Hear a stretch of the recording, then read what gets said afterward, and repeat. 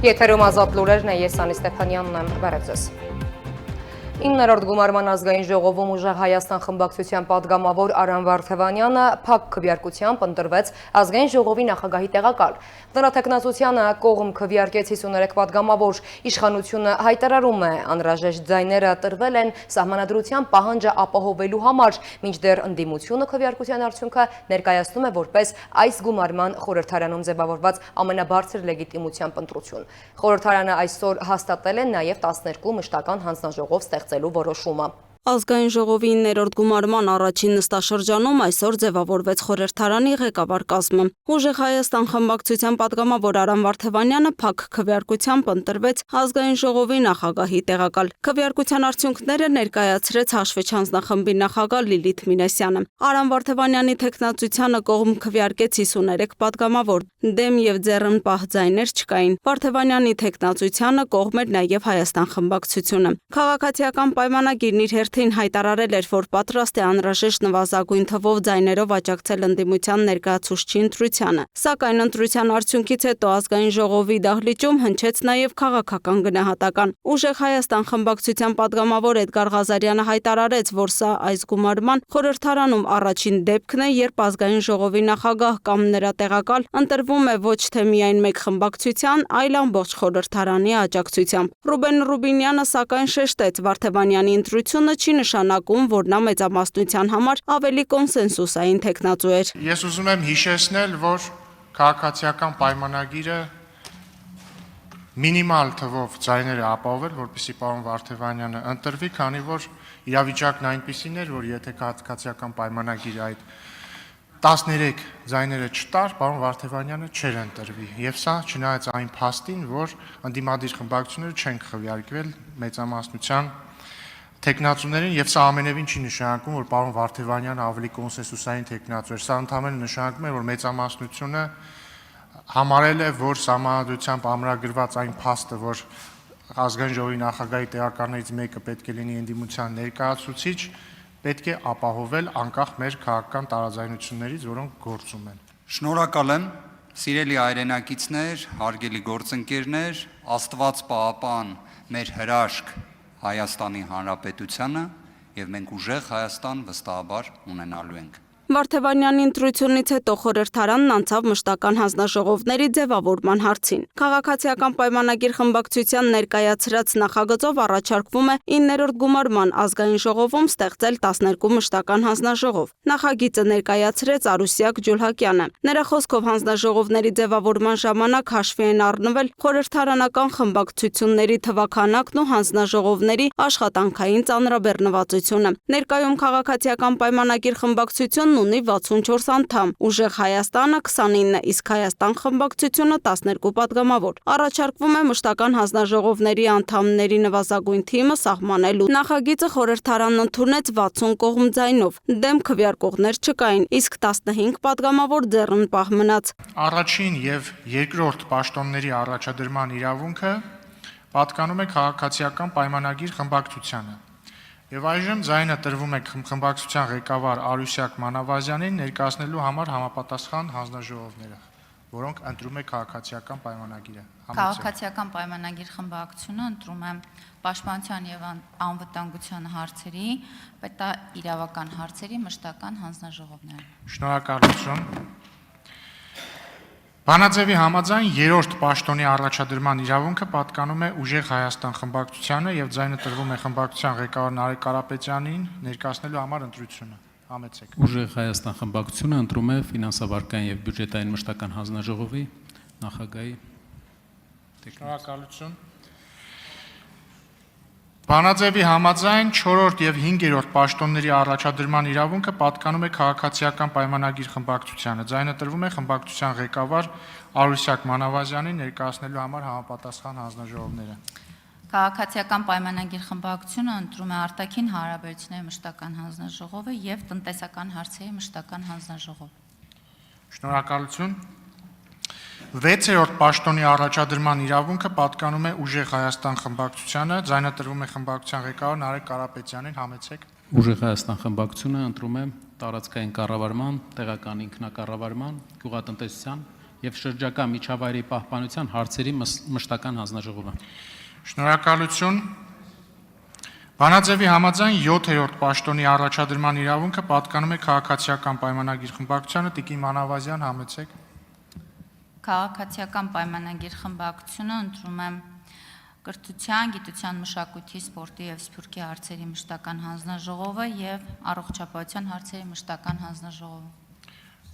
Տիկին Մանավազյան, 1 հանձնաժողով։ Ինչու՞։ Կրթության 1 հանձնաժողով։ 8-րդ պաշտոնի առաջադրման իրավունքը պատկանում է Հայաստան խմբակցությանը, ձայնը տրվում է խմբակցության ղեկավար Աննա Գրիգորյանին։ Հայաստան խմբակցությունը ընտրում է մարդու իրավունքների պաշտպանության եւ հանրային հարցերի մշտական հանձնաժողովը։ Լուսինե Գրիգորյան, Տիգրան Ղազարյան, Free News, Ազատ լուրեր։ Օգոստոսի 8-ին լրացավ Վաշինգտոնում Հայաստանի եւ Ադրբեջանի միջև խաղաղության համաձայնագրի նախաստորագրման 1 տարին։ Միացյալ Նահանգների նախագահ Դոնալդ Թրամփի միջնորդությամբ ձեռք բերված պայմանավորվածությունների 1 տարվա արդյունքները այսօր իշխանական թիմը գնահատում է որպես խաղաղության պահպանման եւ տարածաշրջանային նոր գործընթացների մեկնարկ։ Ազգային ժողովի քաղաքացիական պայմանագիր խմբակցության падգամավոր Սոնա Ղազարյանն լրագրողների հետ զրույցում անդրադարձել է խաղաղության գործընթացին հայ-ամերիկյան TRIP նախագծին եւ խորհրդարանական ընդդիմության հետ աշխատանքների հեռանկարներին։ 8-ին լրացավ Հայաստանի եւ Ադրբեջանի միջև խաղաղության համաձայնագրի նախաստորագրման 1 տարին։ Փաստաթուղթը նախաստորագրվել էր Վաշինգտոնում ԱՄՆ նախագահ Դոնալդ Թրամփի միջնորդությամբ։ Ազգային ժողովի քաղաքացիական պայմանագիր խմբակցության падգամավոր Սոնա Ղազարյանի խոսքով ձեռք բերված պայմանավորվածությունների արդյունքը Հայաստանի քաղաքացին այսօր զգում է իր առօրյայում հաստատված խաղաղության սահմանային կրակոցների եւ զոհերի բացակայության պայմաններում։ Падգամավորն անդրադարձել է նաեւ TRIP նախագծին, այն որակելով հայ-ամերիկյան առանցքային նախաձեռնություն, որը նրա խոսքով կարող է կարևոր նշանակություն ունենալ տարածաշրջանային եւ արևելք-արևմուտք հաղորդակցության համար։ Որ այնինչ կա գրված շրջանակային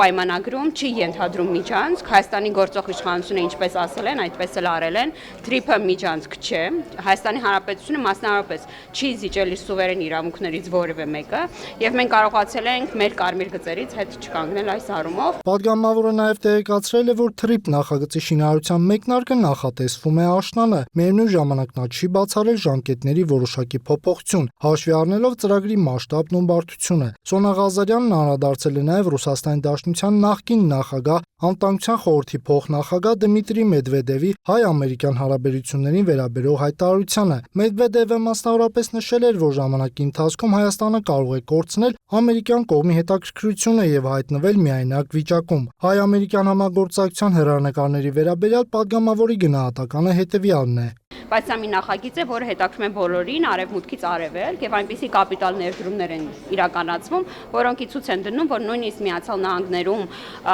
տարբեր կուսակցությունների հաղթանակի եւ պարտության պարագայում այս նախագիծը մեծ հետաքրքրություն է ներկայացնում եւ կարծում եմ ձեր կողմից նշված պաշտոնյայի ձևակերպումները առնվազն ճշգրիտ չէ։ Падգամավորը խոսել է նաեւ հանգստյան օրերին քննչական կոմիտեի տարածած հաղորդագրության մասին, որը վերաբերում էր սպանություն պատվիրելու դեպքին։ Հաղորդագրության մեջ քննչական կոմիտեն հրապարակել էր նաև գործով անցնող կնոջ անձնական տվյալներին վերաբերող մանրամասներ։ Սոնա Ղազարյանը նշել է, որ ամբողջությամբ կիսում է անձնական տվյալների պաշտպանության գործակալության դիրքորոշումը եւ վերջինիս հրապարակած հայտարարությունը քննչական կոմիտեի հաղորդագրության վերաբերյալ։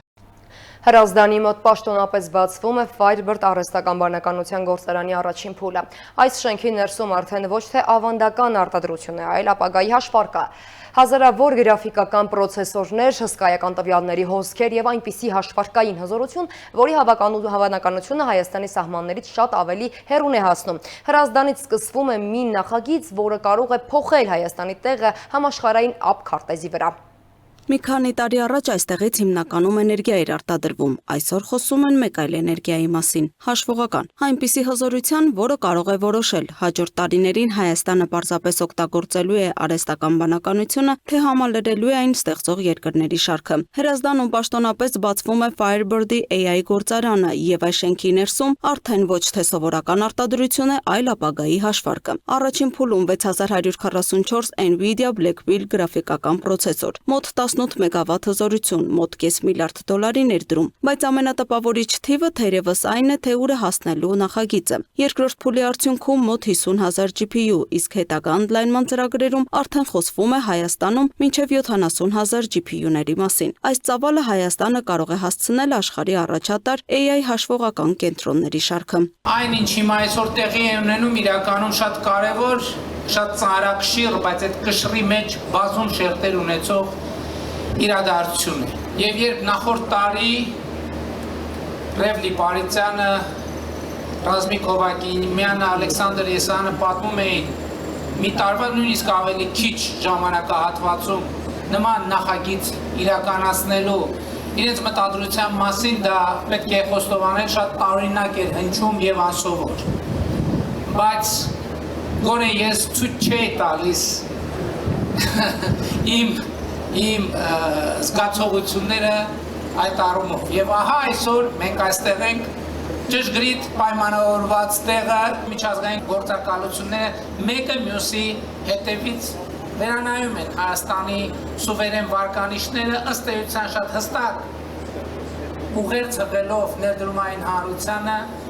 որ Հայաստանը այնտեղն է, ուր կարելի է վստահ ներդրումներ անել։ Բայց այս պատմությունն այսօր չի սկսվել։ Գաղափարի արմատները հասնում են 2018 թվական։ Firebird-ի համահիմնադիրների եւ Nvidia-ի թիմի հետ Հայաստանի տեխնոլոգիական ապագայի մասին քննարկումները տարիների ընթացքում վերածվեցին կոնկրետ ծրագրի։ 2024-ին արդեն քննարկվում էր Հայաստանում մեծ AI կենտրոն ստեղծելու գաղափարը, իսկ 2025-ի հունիսին հայտարարվեց $500 միլիոն առաջին փուլի մասին։ Հետո նախագիծը մի քանի անգամ մեծացավ։ 2026-ի փետրվարին արդեն $4 միլիարդ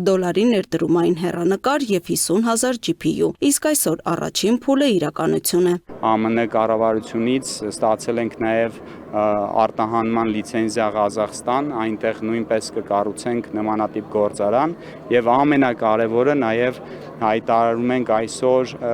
Հրազդանում մեր երկրորդ փուլի կառուցմանը, եթե կհիշեք մենք փետրվար ամսին հայտարարել էինք 4 միլիարդ աճողությամբ երկրորդ փուլի կառուցման լիցենզիայի ստացման մասին։ 6 ամիս առաջ այստեղ պարզապես շինհրապարակ էր, իսկ այսօր այստեղ գործում է տարածաշրջանի խոշորագույն արհեստական բանականության գործարանը։ Սա ցույց է տալիս համաշխարհային մակարդակի արհեստական բանականության ենթակառուցվածք աննախադեպ արագությամբ ստեղծելու Firebird-ի կարողությունը։ Կառավարությունն ու Firebird-ը կնքել են $25 միլիոն 5 տարվա ծրագիր բարձր արտադրողականության հաշվողական ռեսուրսներ ձեռք բերելու համար։ Դրանք նախատեսվում է օգտագործել պետական կառույցներում, գիտության ու կրթության ոլորտում, հայկական ստարտափների եւ հետազոտական խմբերի կողմից։ Սա նորարարության համար հարթակ ստեղծելու մասին է Հայաստանից դեպի աշխարհ։ Արհեստական բանականությունը դառնում է յուրաքանչյուր ժամանակակից տնտեսության հիմնարար ենթակառուցվածքը։ Երկրներին անհրաժեշտ են վստահելի գործընկերներ, որոնք կարող են արագորեն ապահովել անվտանգ եւ ընդլայնվող ԱԲ հարթակներ։ Առաջիկա 2 տարիների ընթացքում ակնկալում ենք, որ մեր գլոբալ արհեստական բանականության ենթակառուցվածքային հարթակի ընդհանուր հզորությունը կհասնի մոտ 2 գիգավատի։ Հայաստանից դեպի աշխարհ այստեղ բառացիորեն կարող է դառնալ նախագծի ամենակարևոր բանաձևը, որովհետև Firebird-ի հայկական կենտրոնը հենց սկզբից նախատեսվել է որպես գլոբալ ցանցի հենակետ, իսկ այդ ցանցի աշխարհագրությունն արդեն ընդլայնվում է։ Հունիսին Ղազախստանի կառավարությունը Firebird-ի եւ Nvidia-ի հետ ստորագրեց $10 միլիարդ AI ենթակառուցվածքի փաթեթ, ըստ որի Հայաստանից հետո Firebird-ի հաջորդ խոշոր կանգառներից մեկը Ղազախստանն է։ Երբ վարչապետ Նիկոլ Փաշինյանն առաջին անգամ այցելեց Nvidia 2019 թվականին, Firebird-ի գաղափարի գոյության համար սերմը տնկվեց։ Հայաստանի համար այդ սերմն աճելու դարձել է իրականություն։ Ամեն անգամ, երբ տեղի է ունենում արդյունաբերական ու տեխնոլոգիական հեղափոխություն, դա հնարավորություն է տալիս փոքր պետություններին հարաբերվել ամբողջ աշխարհի հետ։ Այսօր մենք առաջ ենք շատ երկրներից։ Կարող ենք կառուցել մեր ապագան ու մասնակցել համաշխարհային տնտեսական ներուժի իրացման գործընթացին, լինելով առաջին ծիծեռնակները։ Երբ քննարկվում է ինչ կարող է անել Հայաստանը տեխնոլոգիական թռիչք կատարելու համար, Nvidia-ի հիմնադիր Ջենսեն Հուանգի խորհուրդը շատ պարզ է։ ԱԲ գործարանները այն ենթակառուցվածքն են, որոնք անհրաժեշտ են պետություններին գիտելիք ստեղծելու, տնտեսական աճ առաջ մղելու եւ արհեստական բանականության դարաշրջանում մրցունակ լինելու համար։ Մենք Firebird-ի հետ Հայաստանում եւ Ղազախստանում կառուցում ենք ենթակառուցվածք, որը հետազոտողներին, ստարտափներին եւ արդյունաբերության ոլորտներին կտա այն հաշվողական հիմքը, որն անհրաժեշտ է տեղում արհեստական բնականություն մշակելու եւ համաշխարհային ԱԲ տնտեսությանը մասնակցելու համար։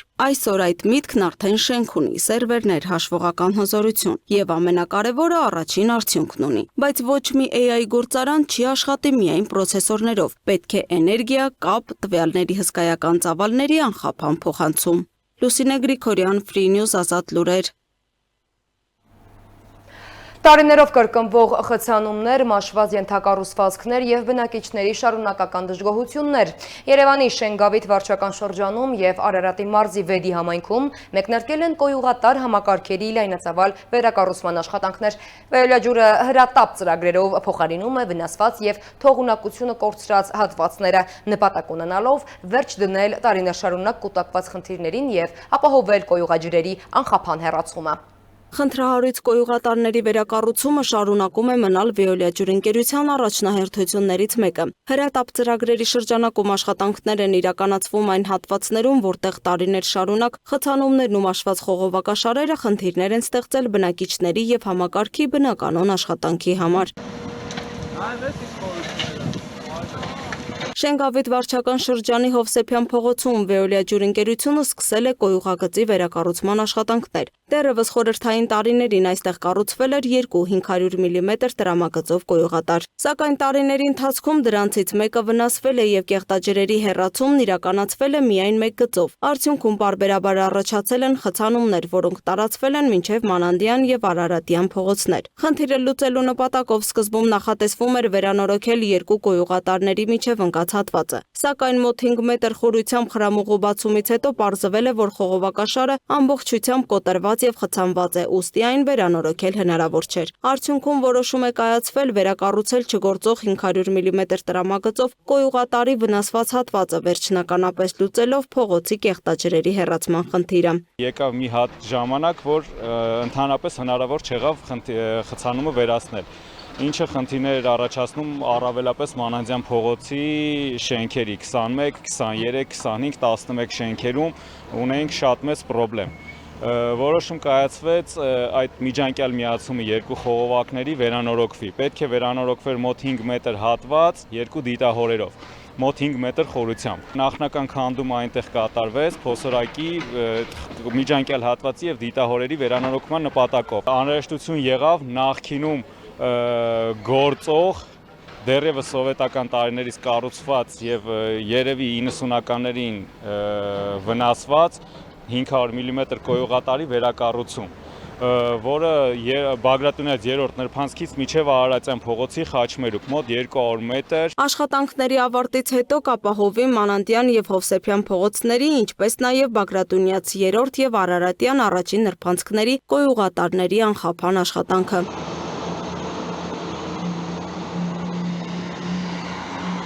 Նմանատիպ խնդրի լուծում է տրվում նաև Արարատի մարզի Վեդի քաղաքում։ Առաքել Մովսիսյան հրապարակի հարակից տարածքում կոյուղատար համակարգի մի հատված երկար տարիներ համարվել է խնդրահարույց։ 250 մմ տրամագծով կոյուղատարը տվյալ հատվածում անհասկանալի նախագծային լուծման պատճառով շարունակվել է ընդամենը 133 մմ տրամագծով մետաղական խողովակով։ Տրամագծի նման կտրուկ փոփոխությունը չէր ապահովում կեղտաջրերի բնականon հոսքը, ինչի հետևանքով պարբերաբար առաջանում էին խցանումներ և արտահոսքեր։ Խողովակաշարը գոյություն ունեցող 300 մմ-ը 60 մետր հատվածում ամբողջությամբ կոտրված եւ քայքայված վիճակում էր եւ դա էր պատճառը, որ ոչ միայն այստեղից էր արդեն կոյուղատար համակարգը դուրս տալիս, այլ նաեւ գետի հակառակ կողմից էր կոյուղատար համակարգը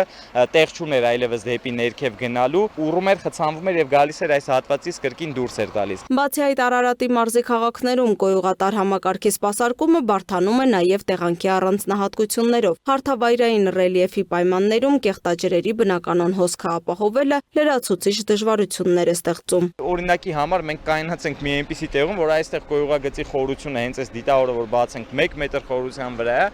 ընդամենը այստեղից քաղաքի վերջնամասում արդեն քաղաքից դուրս գալուց 4 մետր 40 սանտիմետր խորությամբ կոյուղագիծ ունենք արդեն, որ պատկերացնեք, ու եթե ինչ-որ մի դեպք լինում է, որ այդ կոյուղագիծը այնտեղ խցանվում է, բնականաբար դա արդեն շատ բարդ աշխատանք է ինքը իրանից ներկայացնում։ Խնդրի երկարաժամկետ լուծման նպատակով Veolia Ջուր ընկերությունը սկսել է համակարգի վերակառուցումը։ Աշխատանքների շրջանակում 40 մետր խողովակաշարը փոխարինվում է 250 մմ, իսկ հաջորդ 60 մետրը 400 մմ տրամագծով նոր խողովակներով։ Նոր կառուցվող կոյուղագիծը կառուցելով այնտեղից գալու ենք հասնենք այս դիտահորը, այս դիտահորից միջև մյուս այն երևացող դիտահորը մենք 2021 թվականին մենք այս հատվածը այստեղից այնտեղ մոտ 20 մետր հատված 300 մմ խողովակաշարով արդեն իսկ փոխարինել էինք, սակայն դրանից հետո տարիների ընթացքում պարզվեց, որ այդ հատվածից դեպի Առաքել Մովսյան հրապարակ կոյուղագիծը ամբողջությամբ արդեն քայքայվել եւ վթարվել էր եւ այլևս հնարավոր չէր շահագործում իրականացնել։ Դա էր պատճառը, որ մենք արդեն այս երևացող հատվածից միջև Առաքել Մովսյան հատվածը 400 մմ-անոց խողովակաշարերով կառուցեցինք։ Ծրագրի ավարտից հետո Առաքել Մովսիսյան հրապարակից դեպի քաղաքի վերին հատված խցանումների պատճառները կվերացվեն, կբարձրանա կոյուղատար համակարգի թողունակությունը, կկարգավորվի կեղտաջրերի հոսքը եւ զգալիորեն կնվազի արտահոսքերի վտանգը։ Սակայն նույնիսկ նոր համակարգի արդյունավետ աշխատանքը կախված է նաև դրա ճիշտ շահագործումից։ Կոյուղատար ցանցը նախատեսված է բացառապես կեղտաջրերի հեռացման համար, եւ դրա ոչ նպատակային օգտագործումը կարող է կրկին խցանումների պատճառ դառնալ։ Հետևաբար յուրաքանչյուրի պատասխանատու վերաբերմունքը կօգնի պահպանել կատարված աշխատանքի արդյունքը եւ ապահովել համակարգի երկարատև եւ անխափան շահագործումը։ Լուսինե Գրիգորյան, Տիգրան Ղազարյան, Free News, Ազատ լուրեր։ Այս շամի համար այսքանը, թողարկման ավարտին ծանոթացեք եղանակային կանխատեսումներին, կհանդիպենք։